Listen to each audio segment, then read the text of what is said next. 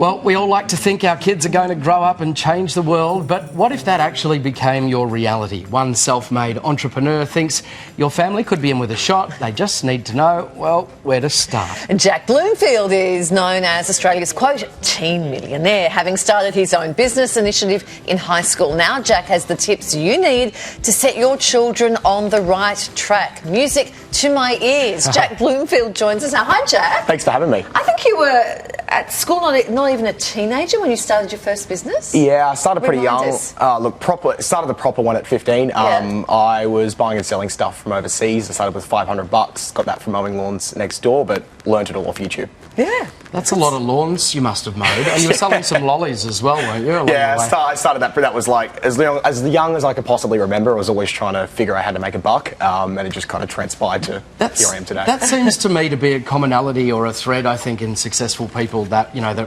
really hard work ethic, even as a kid, learning the value of a dollar, the value of commerce, and then how to translate that into a business model. Well, even too, it's probably just starts with a passion. I mean, I'd always been passionate about doing something more, and the idea of a business, starting something, running something, no matter how big, it didn't really worry me. And then just kind of learned a couple of things and went from there. Okay. Did you feel different at school? Most kids are mostly worried about, you know, lunchtime and probably a bit of sport after school.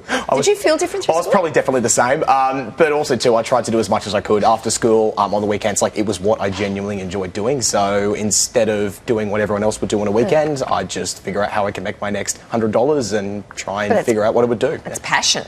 It is passion. 100% passion. Yeah. So was there a lot of, you know, self-teaching outside of the school curriculum made as well? I imagine to learn e-commerce, to learn how to sell these products, you would have had to be a big self-starter. It definitely. YouTube for me was probably one of my saving graces. I discovered a couple of people who were similar age, if not a bit older, and figured I'd started a couple of things before. If these guys are doing, this is 15, if these guys are doing something and they're like 21, why can't I do it? And even just the ability to talk to adults, like that was a whole nother thing. Like talking to suppliers, talking to people who'd helped me build a website, being able to actually translate what I was thinking into proper words in business lingo was probably one of the first things I had to learn. So just small things. Well, they're big They're pretty big things. Parents out there watching, Jack, who are thinking, you know, this sounds a bit like my kid. What's some advice for parents and for kids watching? So probably number one, you could probably start small. I think probably the most important thing you can do is start small. You don't need to build the next Facebook. You just need to do something and you can go from there.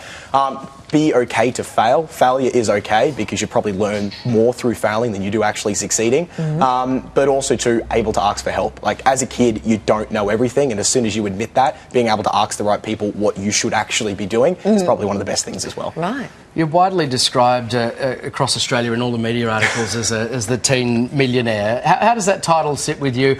And also, what sort of sacrifices have you had to make to get there? I mean, has it come at a cost of a traditional teenage lifestyle? Look, to an extent, I think balance is probably one of the most important things. And in regards to the title, you know, I'm just turned 19 now, so I feel like I'm getting old. You know, I might get grey hair or double hip replacement soon, who knows? That'll do me. So what are you doing now? Are you at uni? How are you making the next step? Yeah, so look, one of the biggest problems I had when I was selling products online was we'd get people who'd come to my store, buy a couple of products, get them delivered, turn around and say they never arrived. And these were just fraudulent people who use their own details. So I started the company called Disputify early last year, and essentially what we're trying to do is build a community of merchants who are working together to make the internet a safer place.